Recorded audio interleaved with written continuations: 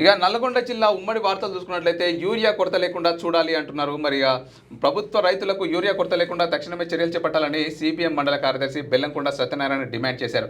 గురువారం నడిగూడెం మండలం వల్లపురంలో ఉరుమెల్ల వెంకటాచార్య అధ్యక్షతన నిర్వహించిన సిపిఎం గ్రామ శాఖ సమావేశంలో ఆయన మాట్లాడారు. సమావేశంలో మండల కమిటీ సభ్యుడు శాఖ కార్యదర్శి పి హనీఫ్, సైదా హుసేన్, కాశీసాబ్, కళావతి, నవీన్, ఉపేంద్రచారి తదితరులు పాల్గొన్నారట. మరి ఖచ్చితంగా యూరియా కొరత లేకుండా చూడాలి. ఎందుకంటే యూరియా కొరత ఉంటే రైతులు పండించలేరు. ఎందుకంటే ఇప్పుడే మెయిన్ వర్షాలు ఇప్పుడిప్పుడే పడుతున్నాయి కాబట్టి యూరియా అనేది ఖచ్చితంగా అందుబాటులో ఉండాలి రైతులందరికీ కూడా.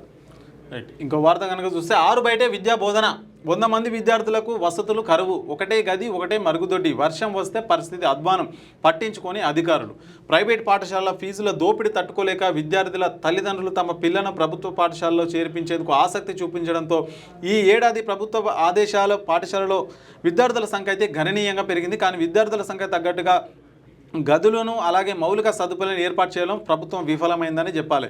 ఇక వివరాల్లోకి వెళ్తే సూర్యాపేట జిల్లా కోదాడ పట్టణంలో నయానగర్ శ్రీనగర్ కాలనీ ప్రాథమిక పాఠశాల పరిస్థితి చూస్తే ఎవరికైనా ఇట్టే అర్థమవుతుంది. 1 నుంచి 5 తరగతి వరకు కలుపుకొని 100 మంది విద్యార్థులు ఉండగా అందరికీ ఒకే గదిలో కూర్చోబెట్టి అయితే పాఠాలు చెప్తున్నారంట. మరి ఒకటే మరుగుదొడ్డి ఉందంట.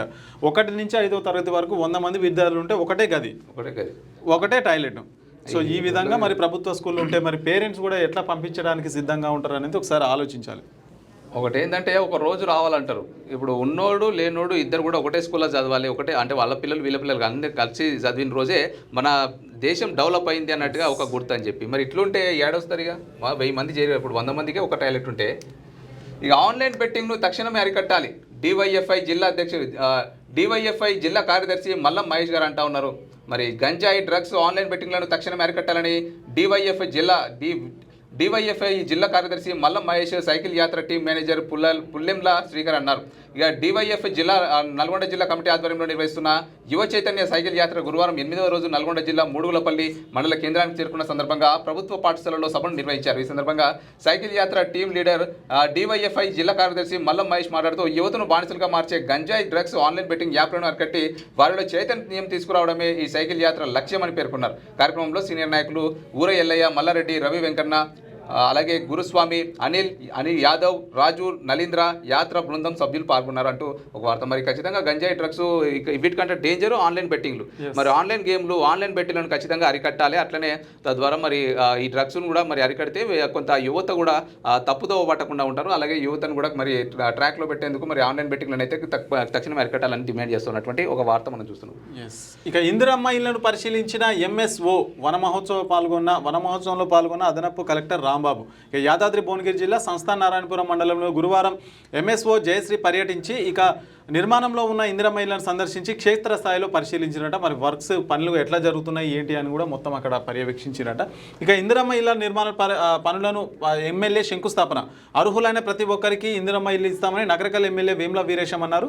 గురువారం నల్గొండ జిల్లా నార్కట్పల్లి మండలం బ్రాహ్మణ వెల్లెంలలో ఔరవాణి గ్రామంలో మంజూరైన ఇందిరమ్మ ఇళ్ల నిర్మాణ పనులకైతే ఆయన శంకుస్థాపన అయితే చేసినట్టు. ఇక 2018లో ప్రారంభమైన డబుల్ బెడ్రూమ్ ఇళ్లకు నిధులు కేటాయించి త్వరగా పూర్తి చేస్తామని అయితే ఆయన చెప్పారట. ఇక గత ప్రభుత్వం డబుల్ బెడ్రూమ్ ఇల్లు రేషన్ కార్డులు ఇవ్వలేదని మరి పేదల కోసం 3500 ఇల్లు కేటాయించామని అయితే చెప్పారు. ఇక బ్రాహ్మణ వెల్లెంల ప్రాజెక్టును పూర్తి ప్రాజెక్ట్ని అయితే పూర్తి చేస్తామని అయితే మరి అక్కడ ఎమ్మెల్యే గారు అయితే చెప్తున్న వార్త అయితే మనకి ఇక్కడ కనిపిస్తూ ఉంది. ఇక ఎస్బీఐ శాఖ తరలింపు యోచన విరమించాలంట. మరి సూర్యాపేట జిల్లా నడిగూడెం మండలం సిరిపురం గ్రామంలోని ఎస్బీఐ శాఖను పక్క గ్రామానికి తరలించి ఆలోచనను తక్షణమే విరమించుకోవాలని సిరిపురం గ్రామ ప్రజలు కోరుతున్నారు. ఈ గ్రామంలో ఎస్బీఐ శాఖను స్థాపించి 40 సంవత్సరాల పైగానే అవుతుందని, అలాంటిది ఇన్ని రోజులు రాని సమస్యలు ఇప్పటి మేనేజర్కి ఎందుకు వస్తున్నాయో అర్థం కావడం లేదని ప్రశ్నిస్తున్నారు. మేనేజర్ వెంటనే ఈ ఆలోచనను విరమించుకోవాల్సిందిగా మేనేజర్కి గ్రామంలోని యువకులు గురువారం వినతి పత్రం అందజేశారట. ఎస్బీఐ శాఖ ఉండడం వల్ల చాలా మందికి ఉపయోగమే. మరి ఆ ఎస్బీఐ శాఖను అయితే పక్క గ్రామానికి తరలిస్తున్నట. మరి మేనేజర్కి అయితే తరలించొద్దని చెప్పి వినతి పత్రం అందజేస్తున్నట.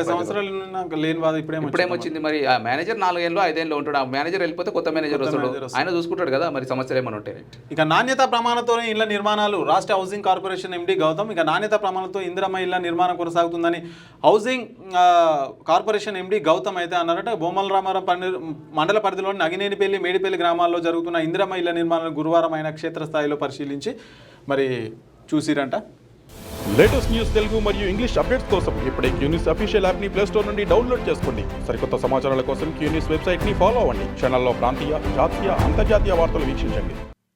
లైక్ చేయండి,